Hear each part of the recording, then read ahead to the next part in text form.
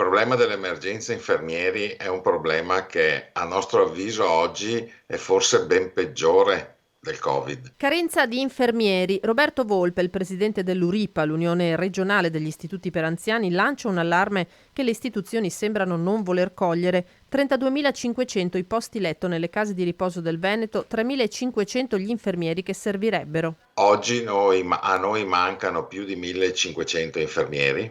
Questo cosa comporta? Un primo aspetto che è quello che probabilmente le strutture per anziani oggi non potranno più accogliere gli ospiti che accoglievano prima. Nella Marca Trevigiana, a fronte di 5.653 posti letto, servirebbero 560 infermieri, ne mancano a oggi tra i 150 e i 180.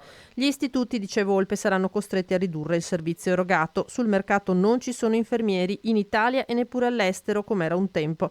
Le università non ne formano abbastanza, malgrado la richiesta di accesso ai corsi sia alta. Fondamentale aumentare l'accesso universitario. Nell'immediato utile potrebbe essere il via libera agli OS specializzati.